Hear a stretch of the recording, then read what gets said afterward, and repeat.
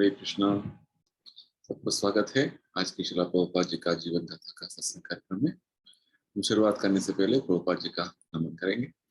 नमो ओम विष्णुपादाय कृष्ण प्रेष्ठाय भूतले श्रीमते भक्ति वेदांत स्वामी निधि नामिने नमस्ते सरस्वती देवे गौरवाणी प्रचारिणे निर्विशेष शून्यवादी पाश्चात्य देशतारिणे जय श्री कृष्ण चैतन्य प्रभु नित्यानंद श्री अद्वैत गदाधर श्रीवासदि गौरभक्तवृंद।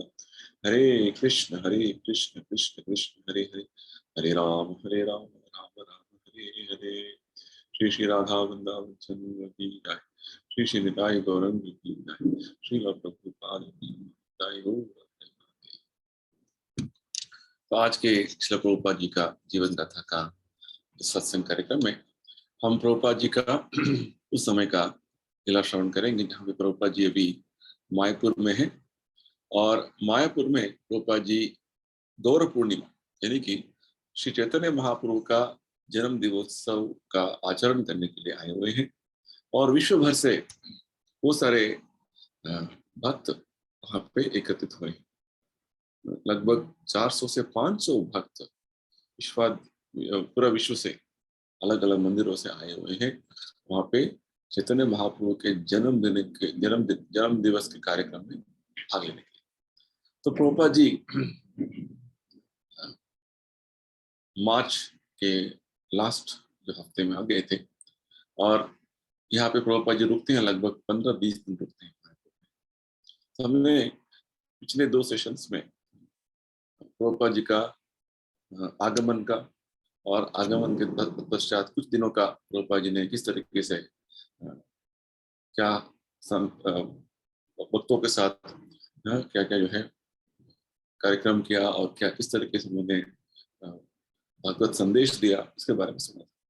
आज हम आगे बढ़ते हुए मायापुर में और प्रभुपाद जी किस तरीके से भक्तों को और चैतन्य महाप्रभु के बारे में और नित्यानंद प्रभु के बारे में और क्या शिक्षा देते हैं, इसके बारे में आज श्रवण करें।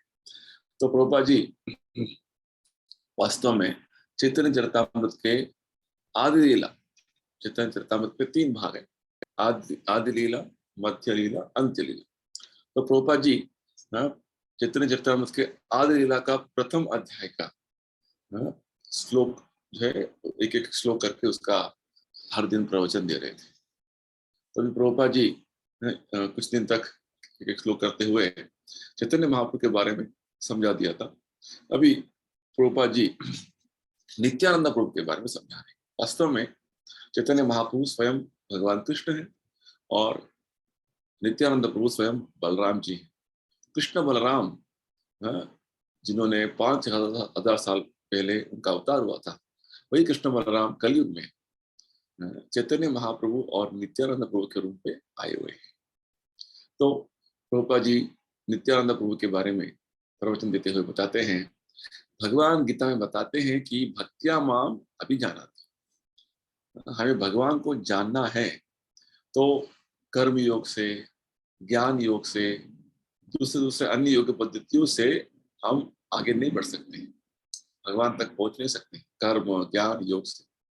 और भगवान को जानना है तो केवल एक ही मात्र जो मार्ग है वो भक्ति योग। स्वयं भगवान इसके बारे में स्वयं बताते हैं, भक्त्या माम अभिजानाति यावान इष्टास्मि तत्त्वतः। और इस स्तर पर आने के लिए, भक्ति योग के स्तर पर आने के लिए हमें बलराम जी का संकर्षण का जो है शक्ति चाहिए, लेकिन नित्यानंद प्रभु का शक्ति चाहिए।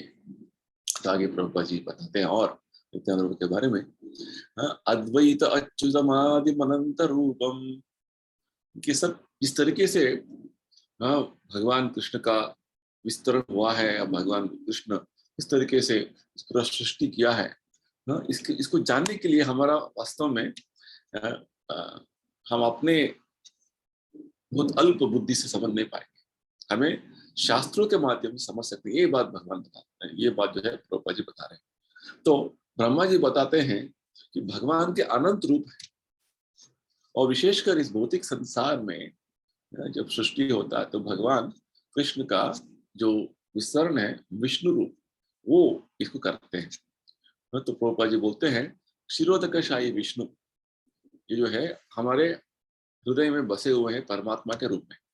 यही बात भगवान गीता में बताते हैं, ईश्वर सर्वभूतानां हृदयेषु अर्जुन तिष्ठति। कि भगवान परमात्मा जो है, ईश्वर जो है हमारे हृदय में है, अंतरात्मा में है, इसलिए उनको अंतर्यामी बोलते हैं। हर जीवात्मा के हृदय में उपस्थित है क्षीरोदकशाही विष्णु। न केवल हर जीवात्मा के हृदय में, हर अणु अणु में भगवान स्थित है।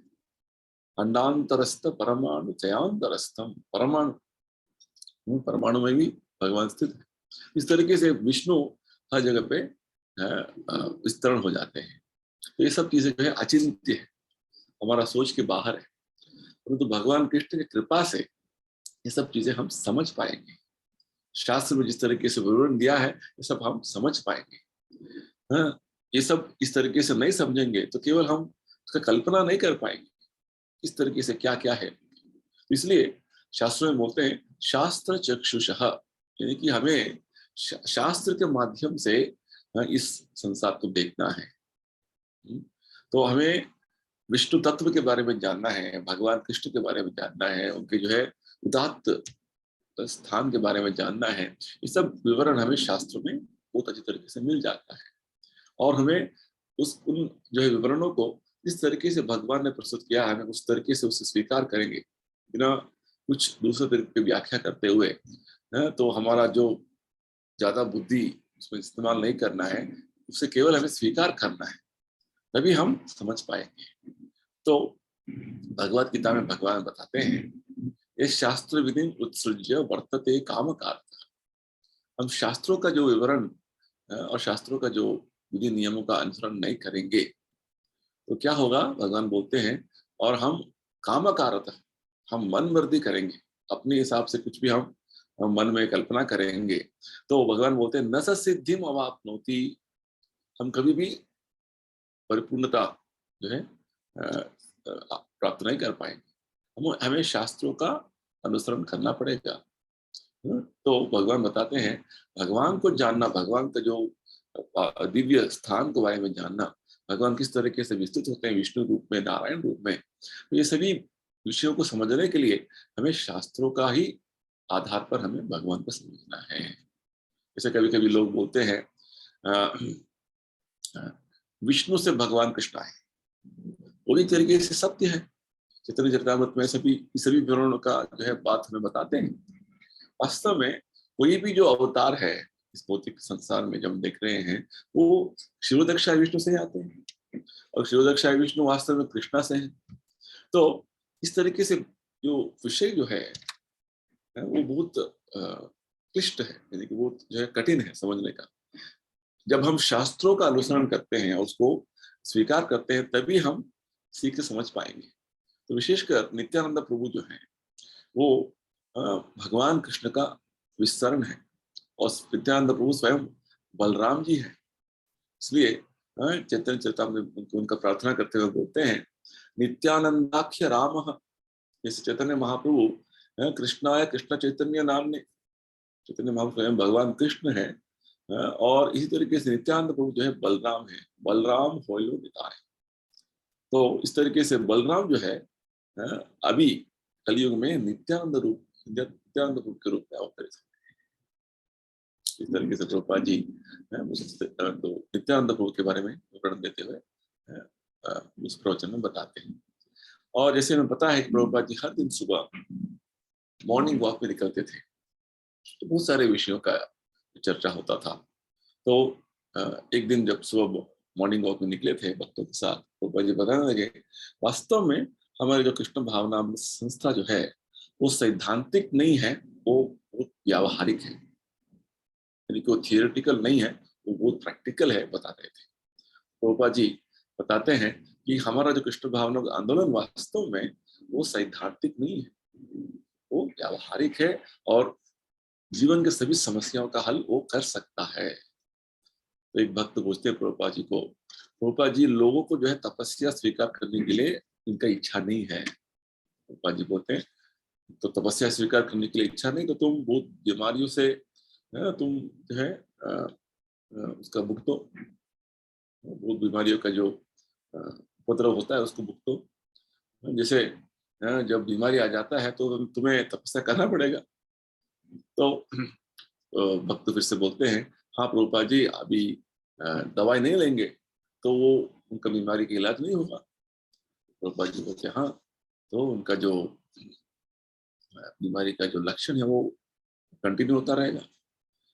जब तक एक बीमार आदमी दवाई नहीं लेगा तो उसका जो बीमारी का जो लक्षण है वो कंटिन्यू होता रहेगा। तो कहाँ से वो फिर से वो बीमारी से निकल पाएगा बाहर। तो इस तरीके से प्रभु समझाते हैं।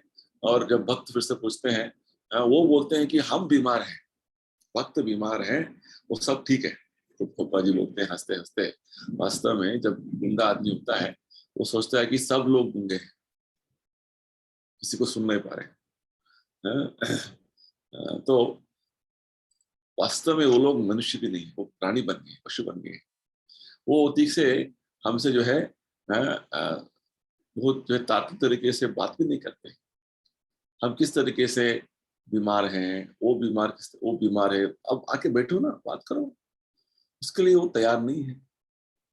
इस तरीके से उन लोगों को उतना जो है पेशेंस नहीं हमसे बात करने के लिए, तो वो सब जानवर बन गए। प्रभुपाद जी बोलते, एक और भक्त बोलते हैं, वो प्रभुपाद जी वो सोचते हैं कि हम ये पुरानी चाल के, तो हमसे वो कुछ बात करने की कोई इच्छा नहीं रखते हैं। तो प्रभुपाद जी बोलने लगते हैं, तो इतने सारे समस्याओं के बारे में क्यों आप चिंता कर रहे हैं? समाज में इतने सारी समस्याएं हैं, तो क्योंकि आपके पास समस्या का हल नहीं है, समाधान नहीं है। पूरे जो दुनिया में इतने सारे अखबार है, उसमें इतना सारा जो है स्पंदनशील जो है वो सारे खबरें आते रहते हैं, संवेदनशील खबरें आते रहते हैं। तो प्रभुपाद जी बोलते हैं, वास्तव में उनको किस तरीके से इन समस्याओं को समाधान करना है पता नहीं। मनुष्य जो वास्तव में उसको अंग्रेजी में बोलते हैं रैशनल एनिमल। रैशनल यानी कि बहुत विचार करते हुए सबको सब चीजों को समझते हुए आगे बढ़ने का एक क्षमता है मनुष्य में। जब उसमें ये समझने का क्षमता ही नहीं है तो जानवर बनकर रहेगा बस। तो जब समझने का समझ का जो बात नहीं है तो वो जानवर बनकर रहेगा। तो इस तरीके से प्रभुपाद जी समझाते हैं, ये पूरा सरल सत्य है, हमें समझना है कि जैसे मैं शरीर हूं, हम सोच रहे हैं, और हम शरीर से आनंद प्राप्त करने का खोज में हैं। क्यों हम आनंद खोजते हैं? तो इस बात पर हम थोड़ा चर्चा करेंगे तो हम समझ सकते हैं कि मनुष्य जो है कितना जो है बुद्धिमान व्यक्ति है। हम आनंद के पीछे क्यों भाग रहे हैं? क्या उत्तर है आपके पास? हर व्यक्ति आनंद के पीछे भाग रहे हैं। प्रभुपाद जी बोलते, तो प्रभुपाद जी के प्रश्न सुनकर भक्त बोलते हैं, क्योंकि सब लोगों को बहुत सारा दुख हो रहा है और वो दुख वो जो है सहने का उनका क्षमता नहीं है। तो इस तरीके से जब भक्त बोलते हैं तो प्रभुपाद जी बोलते हैं, वास्तव में हमारा स्वभाव है हम हमेशा आनंद में रहना, आनंदमयो भाषा। तो आनंद में कौन है? शरीर है, आत्मा है। आनंद किसको चाहिए? वास्तव में मुझे शरीर को रक्षा करने का पूरा मेरा कोशिश रहता है। क्यों? क्योंकि मैं शरीर के अंदर हूँ, भीतर हूँ। इस शरीर से मैं निकल जाऊंगा तो आनंद की खोज में कौन भागता रहेगा? तो इस तरीके का जो है तर्क हमें समझना है। इस तर्क समझने का कोई बुद्धि नहीं लोगों को। हम आनंद के लिए क्यों भाग रहे हैं? आनंद के लिए क्यों भाग रहे हैं?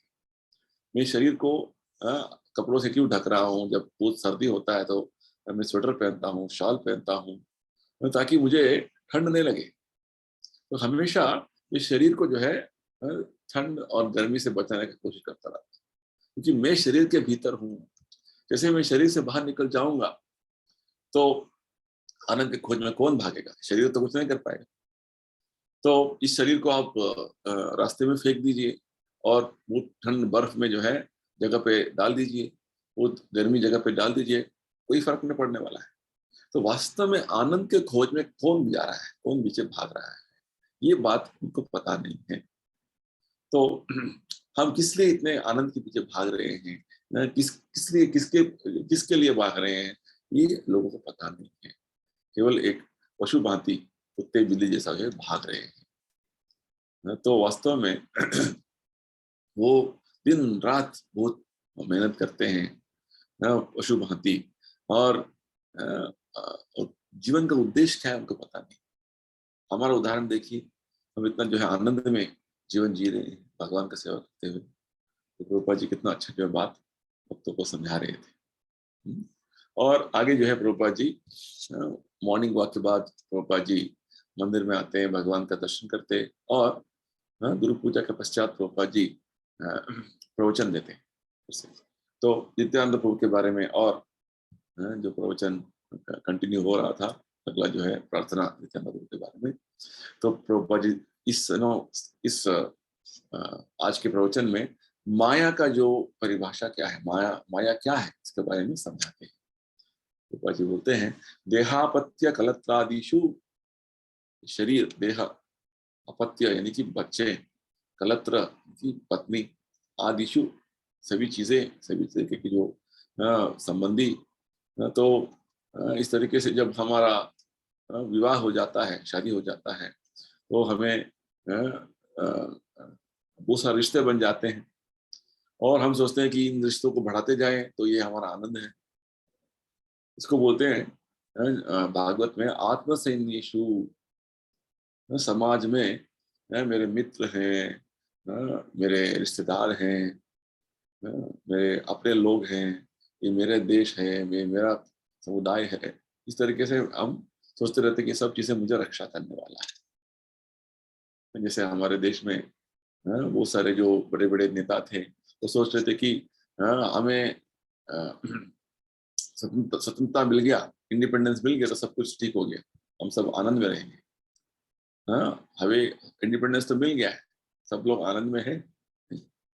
ये बात हमें समझना है। तो इसको बोलते हैं प्रभुपाद जी, ये माया है। हम माया को इस तरीके से समझना है। माया यानी कि आनंद नहीं है, वास्तव वास्तव चीज नहीं है, फिर भी हम उसके पीछे भाग रहे हैं, तो इसको बोलते हैं माया। तो माया का जो ठीक ठीक जो है बात हमें समझना है। भागवत में प्रहलाद महाराज बोलते हैं, माया सुखाय भरम उद्वहतो निमूढ़। वास्तव चीज नहीं है, फिर भी हम बहुत मेहनत कर रहे हैं, संघर्ष कर रहे हैं। पूरा संसार में इस तरीके से हो रहा है। हम ब्रह्मा के स्थान पर स्थित है, साधारण एक चींटी के स्थान पर स्थित है, फिर भी हम इस जीवन में संघर्ष कर रहे हैं। प्रहलाद महाराज बोलते हैं, ये जो मूर्ख हैं, दूत जो हैं, ये अपने अस्तित्व के लिए संघर्ष कर रहे हैं, आनंद के लिए संघर्ष कर रहे हैं। ये भौतिक संसार में संभव नहीं है, क्योंकि ये भौतिक संसार जो है वास्तव में इस तरीके का वातावरण ही रहता है। भगवान बोलते हैं दुखालय अशाश्वत, और ये भौतिक संसार के ऊपर तो अतीत में जो है माया का अतीत, मायातीते, ये जो है एक प्रार्थना है नित्यानंद के लिए, मायातीते वैकुंठ लोके। दूसरा एक लोक है, वैकुंठ लोक है। तो ये भगवत गीता में भगवान हमें समझाते हैं, परस्तस्मात् भावो न्यो व्यक्तो व्यक्ता सनातनः। एक और संसार है, एक और दुनिया है, भाव, एक और स्वभाव है, एक और प्रकृति है। जैसे यहाँ पे भौतिक प्रकृति में हम आए हुए हैं, तो माया प्रकृति में है। माया यानी कि हम हमेशा अपने आनंद के पीछे भाग रहे हैं। वास्तव में आत्मा है, भगवान के अंश है। ममैवांश जीवलोक जीव सनातन सच्चिदानंद विग्रह, भगवान से स्वयं आनंद पूर्ण भगवान है, नित्य भगवान है, आनंद आनंद से भरा हुआ भगवान है। तो हमें जो है, हमें समझना है कि भगवान के हम छोटा सा अंश, सच्चिदानंद स्वरूप, हमारा अस्तित्व उस तरीके से, क्योंकि हम इतना जो है अणु है, यानी कि भगवान का जो है इस तरीके का गुण है, हम में भी है। जैसे प्रभुपाद जी उदाहरण देते हैं, एक एक स्फुलिंग, स्पार्क ऑफ फायर बोलते हैं, एक बहुत अग्नि से प्रज्वलित अग्नि से स्फुलिंग आते हैं। तो इसी तरीके से हम भी भगवान का वो जो गुण है हम में भी है। जैसे ही एक स्फुलिंग प्रज्वलित अग्नि से बाहर निकल जाता है, उसका जो है अग्नि का जो क्षमता है, अग्नि का जो तापमान है, अग्नि का जो जो प्रकाश है, वो सब कुछ धीरे धीरे नष्ट हो जाता है, उपशमन हो जाता है। तो फिर से वो अग्नि के भीतर चला जाएगा तो फिर से वो जलता जाएगा। तो हमारा स्थिति ऐसा है। तो हम हमारा भी भगवान जैसे ही गुण है। ये बात प्रभुपाद जी बताते हैं, कितना अच्छा है। हम प्रभुपाद जी माया और वास्तव जो हमारा स्थिति है क्या है उसके बारे में समझा रहे थे। और प्रभुपाद जी जब भी भक्तों के साथ जब वार्तालाप करते थे तो बहुत सारे जो छोटे छोटे विचार, छोटे छोटे बातें समझाते थे और भक्तों को बहुत सारी चीजें सिखाते थे भी। से जब कुछ बहुत सारे भक्तों के बीच में जब प्रभुपाद जी वार्तालाप कर रहे थे मायापुर में, तो प्रभुपाद जी जो थियोलॉजी थियोसफी यानी कि तत्व ज्ञान के बारे में कुछ चर्चा हो रहा था। तो प्रभुपाद जी अपना बचपन का कुछ बातों का याद करते हैं और बोलते हैं कि हमारे एक प्रोफेसर थे डॉक्टर वाट। तो उन्होंने हमें ये जो तत्व ज्ञान थियोसफी थियोलॉजी के बारे में समझाया था, ये वास्तव में तर्क माध्यम से जब हम तत्व ज्ञान को समझेंगे तो वो उसको थियोलॉजी थियोलॉजी बोलते हैं। तो वास्तव में प्रभुपाद जी बताने लगे, गवर्नर बंगाल में एक गवर्नर थे लॉर्ड रोनाल्ड से। तो वो स्कॉटिश स्कॉटलैंड के थे।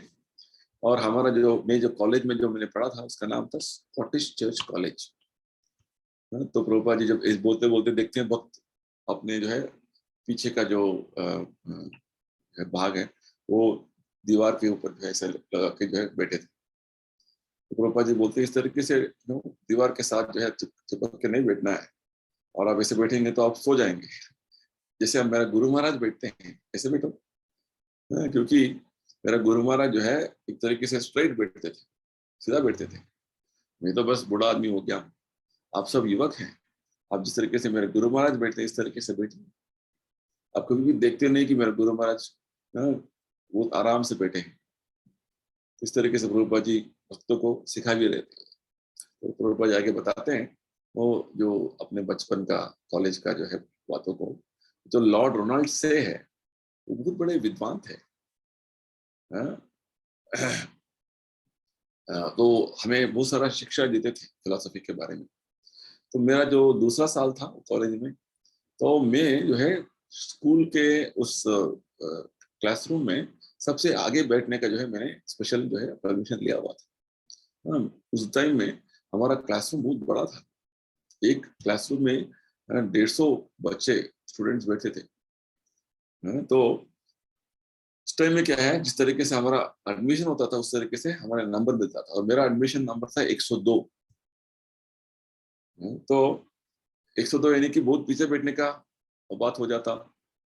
तो मैंने डॉक्टर कार्तिक बोस चंद्र बोस, जो मेरे पिताजी से जान पहचान है, तो उनसे मैंने एक सर्टिफिकेट ले लिया डॉक्टर से कि मुझे थोड़ा कम सुनाई देता है तो मुझे आगे वाले सीट में सीट दीजिए। तुरंत जो है उन्होंने मुझे सर्टिफिकेट दे दिया था और मैं आगे बैठा था। देखिए प्रभुपाद जी छोटे छोटे बातें जो है भक्तों को सुना रहे थे। क्योंकि इस तरीके से भक्तों के बीच में और प्रभुपाद जी के बीच में बहुत बहुत जो है आप्त और बहुत जो है प्रेम का संबंध था।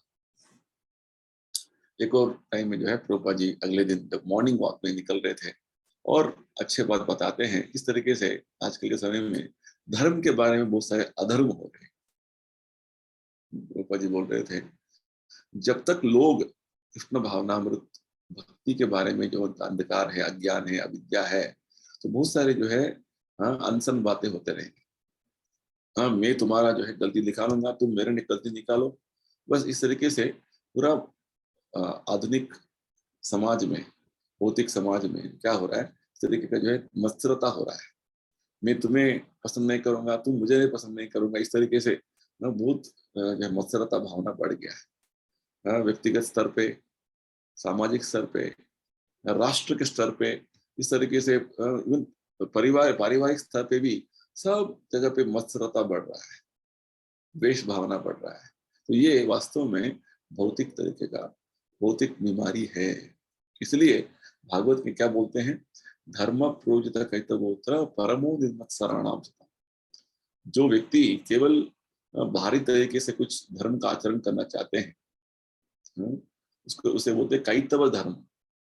जैसे क्रिश्चियन धर्म में वो बोलते हैं कि जीसस क्राइस्ट ने हमारा कॉन्ट्रैक्ट लिया हुआ है हमारे सभी पाप कर्मों को निकालने के लिए। ये तो बहुत बड़ा कहता हूँ यानी कि एक चीटिंग पद्धति है। जीसस क्राइस्ट ने बताया है कि आपको पाप कार्य नहीं करना है, तो किस तरीके से उन्होंने कॉन्ट्रैक्ट ले लिया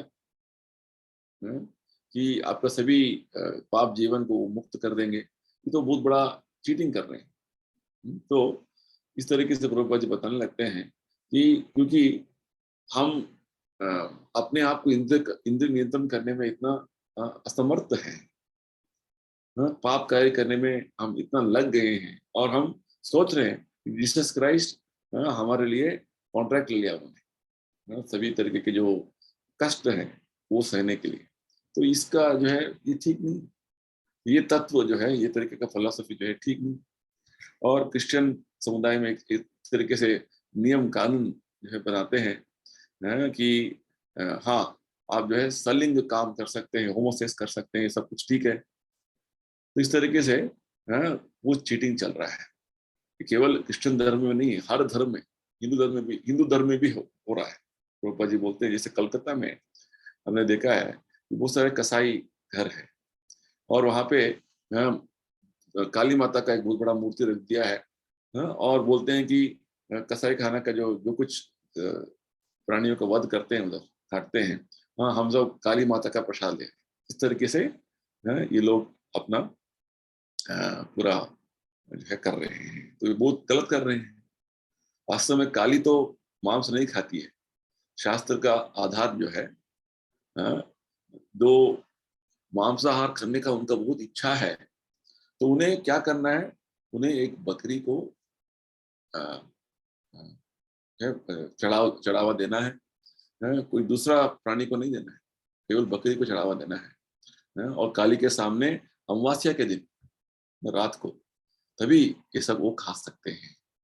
तो वास्तव में ये जो काली को चढ़ाया जाता है, ये काली उसको नहीं खाती है। काली के जो है बहुत सारे दाकिनी होते हैं, बहुत सारे जो उनका जो सेवकियां होते हैं, तो वो जो है वो खाते हैं, वो काली के जो है पार्षद हैं वो खाते हैं। वास्तव में भागवत में क्या लिखा हुआ है कि काली जो है वास्तव में भगवान शिव के पत्नी है, वो केवल प्रसाद ही लेते हैं, अपने पति का जो है प्रसाद लेती है। इस तरीके से प्रभुपाद जी बहुत अच्छा जो है विवरण देने लगे। जैसे काली माता के सामने तुम बलि चढ़ाओ और उसको खा लो, काली का प्रसाद है, ये गलत है प्रभुपाद जी बोलते हैं। तो आगे उस दिन सुबह प्रभुपाद जी फिर से नित्यानंद प्रभु के बारे में अपना प्रवचन में और बताने लगे कि वास्तव में जो मूल सृष्टि का जो शक्ति जो है वो भगवान विष्णु से आ रहे हैं, जो इनका नाम है कारणोद का शाही विष्णु। ये ब्रह्म संहिता में इसके बारे में समझाते हैं। यस्यैक निश्वसित कालमथावलंब्य जीवन्ति लोम विदजा जगदंडनाथ। जगदंडनाथ, जगदंड यानी कि ब्रह्मांड, ब्रह्मा, ब्रह्मा एक ब्रह्मांड का स्वामी है, अंड जैसा है पूरा ब्रह्मांड जो है एक एक अंडे जैसा है। तो जैसे अंडे से एक चिड़िया निकलती है, ठीक उसी प्रकार ये जो पूरा ब्रह्मांड का सृष्टि इस तरीके से होता है। और ये क्षीरोदक्षाई विष्णु का दूसरा नाम है अजांड अंगाश्रयांड, कि उससे उनके जो शरीर से, क्षीरोदक्षाई विष्णु के शरीर से बहुत सारे अंड निकलते हैं, यानी कि बहुत सारे ब्रह्मांड निकलते हैं। जैसे हमारे शरीर में बहुत सारे छिद्र होते हैं ना, जहाँ से बहुत सारा जो है पसीना निकलता है और बहुत सारे जो है बाल निकलते हैं, है ना। तो हम उसका जो है गिनती कर सकते हैं, नहीं हो सकता है। ठीक उसी प्रकार महाविष्णु, जिनका नाम है क्षीरोदक्षाई विष्णु, उनके शरीर के छिद्र से बहुत सारे ब्रह्मांड सृष्टि हो रहे हैं। उनके जो विश्वास से बहुत सारे ब्रह्मांड सृष्टि हो रहे हैं। जितने सारे ब्रह्मांडों का सृष्टि हो रहा है आप कल्पना कर सकते हैं। तो उनका पूरा शरीर से बहुत सारे ब्रह्मांडों का सृष्टि हो रहा है और ये सतत तरीके से हो रहा है। तो इस तरीके से प्रभुपाद जी समझाते हैं आधुनिक तरीके का जो समझने का इस भौतिक संसार का सृष्टि के बारे में, जैसे बोलते हैं बहुत बड़ा एक जो पदार्थ था वो विस्फोट हो गया, ये गलत है। इसको भागवत में बोलते हैं मूढ़ो ना भी जानाति मामी परम प्रिय। ये मूढ़ लोग जो हैं तो पता नहीं है, अंधा यथान नहीं रुपदीय मान, सही मूर्ख लोग जो है अंधे हैं, और बाकी सब लोगों को जो ऑलरेडी उनको पता नहीं है, अज्ञान में है, उनको भी उसी तरीके से आगे बढ़ा रहे हैं। तो ये सभी आध्यात्मिक ज्ञान हमें शास्त्र में दिया हुआ है ना, ये वैज्ञानिक ज्ञान है, भगवान कृष्ण से हमें समझना है। ज्ञानम में परमम गुह्यम यद विज्ञान समन्वितम। हम हमारे जो है आधुनिक वैज्ञानिक ज्ञान से बहुत गर्वित नहीं होना है कि वो ज्ञान, वो सारे जो ज्ञान है वो केवल काल्पनिक है और ऊहापोह ज्ञान है। हम ऐसे लोग नहीं हैं। हम जो है ज्ञान लेते हैं तो परंपरा पद्धति से लेते हैं, और हम भगवान के जो शुद्ध भक्त हैं उनके आश्रय में हम ज्ञान लेने का प्रयास करते हैं, क्योंकि भगवान जो है अपने शुद्ध भक्तों को ज्ञान दिया, शुद्ध भक्तों के माध्यम से हम ज्ञान समझने की कोशिश करते हैं। हम अपने आप को जो है बहुत विद्वान है इस तरीके से मूर्ख ऐसा नहीं बोलते हैं, हम मूर्ख नहीं है। तो हम वास्तव में परंपरागत ज्ञान स्वीकार करते हैं। जैसे वेदों में बोलते हैं, ब्रह्म संहिता एक शास्त्र है, स्वयं ब्रह्मा जी ने भगवान कृष्ण को प्रार्थना किया था। ब्रह्मा को संपूर्ण ज्ञान है, तेने ब्रह्म हृदय आदि कवि। भगवान ने संपूर्ण ज्ञान भगवान के हृदय में, ब्रह्मा जी के हृदय में प्रकाशित कर दिया था। तो हम ये जो अनसन बातें जो आजकल के समय में बोलते हैं कि मनुष्य नहीं था पहले, धीरे धीरे उसका विकास हुआ है, 200 साल 300 साल पहले उसका बुद्धि नहीं था, उसको ज्ञान नहीं था, इस तरीके की जो अनसन बातों को हम मानते नहीं है। हमारा जो वेद जो है श्रद्धा यही है कि शास्त्रों में क्या बताते हैं। जब सृष्टि हुआ तो सबसे बुद्धिमान मनुष्य का सृष्टि हुआ, ब्रह्मा जी का। ऐसे नहीं कि मनुष्य का सृष्टि नहीं था, मनुष्य नहीं था। प्रथम सृष्टि जो है एक संपूर्ण तरीके से बहुत बुद्धिमान व्यक्ति का सृष्टि हुआ। तो ये तत्व हमें समझाते हैं भागवत में। तो ये वैदिक उसका हमारे साथ सबूत है इसका, वैदिक शास्त्र का पूरा तरीके से हमें इसका एविडेंस है। तो भगवान जो है संपूर्ण ज्ञानपूर्ण व्यक्तित्व है, उन्होंने ब्रह्मा जी को अपने हृदय से ज्ञान दिया, आदि कवि, और उन्होंने बहुत सारे वेदों का संकलन किया, वेदों को लिखा। और इस तरीके से ब्रह्म संहिता में, ब्रह्म संहिता जो ब्रह्मा जी ने स्वयं लिखा है, उन्होंने वहां बताते हैं महाविष्णु के बारे में, यस्यै कनिष्ठ कालम अथावलंब्य। तो हम जब चैतन्य चरितामृत पढ़ते हैं, ये भी जो ज्ञान स्वयं जो है शुद्ध भक्त कृष्णदास कविराज गोस्वामी में दे रहे हैं, ब्रह्मा जी के परंपरा में आते हुए हैं। तो इस तरीके से हमें ज्ञान मिल रहा है कि सृष्टि का आदि किस तरीके से हुआ, सृष्टि का शुरुआत किस तरीके से हुआ। भौतिक पदार्थ अपने आप जो है वो विस्फोट हो गया, सब कुछ सृष्टि हो गया, ये गलत है। हमारे अनुभव में हम देखते हैं कि हम दो तरीके का रसायन लेते हैं, एक एसिड है, एक एल्कली, दोनों को मिक्स करते हैं तो कभी कभी दो विस्फोट होता है। परंतु वो जो विस्फोट होने के लिए लेबोरेटरी में एक व्यक्ति को उसे मिश्रण करना है, तभी विस्फोट हो सकता है। तो ये जो गलत तरीके का जो तत्व आजकल समाज में चल रहा है विज्ञानी के माध्यम से, कि अपने आप भौतिक पदार्थ से सब कुछ सृष्टि हो रहा है, ये गलत है। क्योंकि वास्तव में आत्मा का स्थिति जो है हमेशा जो है भगवान बोलते हैं परा, परा यानी कि उसका उत्कृष्ट स्थिति है। भगवत गीता में भगवान इस बात बोलते हैं, जीवात्मा का स्थिति उत्कृष्ट है और भौतिक पदार्थ का स्थिति वो अपरेय अपरा बोलते हैं भगवान। गीता में बोलते हैं अपरेय मितस्तु विद्धि में प्रकृति परा। जो भौतिक पदार्थ हैं, भूमि, अप, अनल, वायु, खम, तो ये अपरा प्रकृति यानी कि निम्न प्रकृति है, और जीवभूत जीवात्मा जो है वो उत्कृष्ट प्रकृति है। तो इस तरीके से हमें समझना है भगवत गीता में भगवान जो बोल रहे हैं।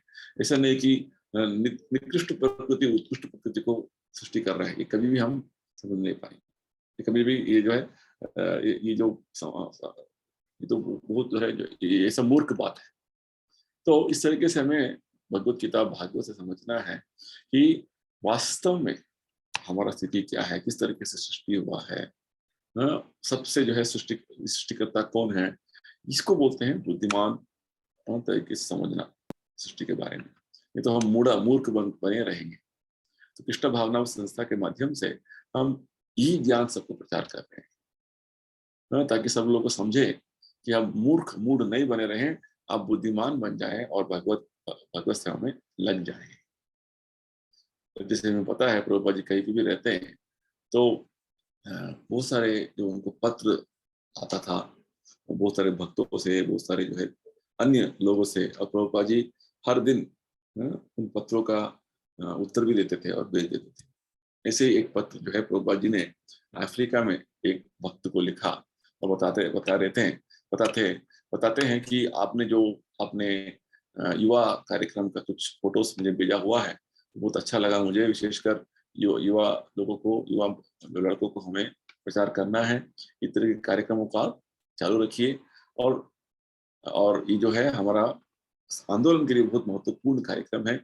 और विशेषकर आप भी जो है व्यक्तिगत स्तर पे बहुत सारे जो हमारे नियम है उसका अनुसरण कीजिए। विशेषकर आप सुबह मंगल आरती में उठ जाइए, 4 बजे से पहले मंगल आरती में भाग लीजिए, और हमारे जो प्रवचन होते हैं उसमें भाग लीजिए, और कम से कम 16 अच्छे माला जो है आपको जप करना है। और 4 तरीके के नियंत्रक तत्व जो है हमें अनुसरण करना है। तो ये सभी चीजें अवश्य जो है आपको अनुसरण करना है। ये सब नहीं करेंगे तो आध्यात्मिक जीवन तक कोई बात ही नहीं है। एक और पत्र में प्रभुपाद जी एक भक्त के माता पिता को संबोधित करते हुए बताते हैं कि आपने कुछ जो है मुझे खाने का चीज भेजा था, आपने आपकी जो बेटी ने भेजा था, वो बेटी बहुत अच्छे भक्त हैं। तो आप कृष्ण भावनामृत आंदोलन में इतना सारा रुचि ले रहे हैं, इसको देखकर मुझे बहुत आनंद हो रहा है। वास्तव में कृष्ण भावनामृत हमारा आत्मा का स्वभाव है। तो जब आत्मा इसके प्रति आकर्षित हो जाता है तो इसमें कोई हमें आश्चर्य करने का कोई बात ही नहीं। तो पूरा संसार भर हम ही इसी का कोशिश कर रहे हैं, अलग अलग जगह पे जाकर अलग अलग लोगों से मिलके, ताकि लोगों को भगवान कृष्ण के बारे में सुनने का थोड़ा मौका मिले। और जिस तरीके से भगवान कृष्ण ने हमें समझाया है भगवत गीता में, उसे हम अपनाएं और अपने आप को इस भौतिक संसार के चक्र से, जन्म मृत्यु के चक्र से हम बाहर निकलने का कोशिश करें और भगवत धाम वापस लौटें। तो मैं आप सबसे ये निवेदन करूंगा कि आप अपने जो अच्छे बेटी है, जो भक्त हैं, उनका हमेशा है सपोर्ट करते रहिए। जिस तरीके से अपनी बेटी भक्त बन गए हैं, ठीक है, उसी तरीके से आप भी अच्छे भक्त बनने की कोशिश कीजिए और मनुष्य जीवन का परिपूर्णता प्राप्त कीजिए। कितना अच्छा प्रभुपाद जी लिखते हैं। और एक और जो है व्यक्ति को प्रभुपाद जी संबोधन करते हुए बोलते हैं कि आपका मुझे पत्र मिल गया, मैं और आपने हमारा संस्था के बारे में इतना अच्छा प्रशंसा कर रहे हैं, और विशेषकर यहाँ पे मायापुर में बहुत अच्छा कार्यक्रम हो रहा है। लगभग 400 से 500 भक्त अमेरिका से, यूरोप से आए हुए हैं इस साल के जो कार्यक्रम में भाग लेने के लिए।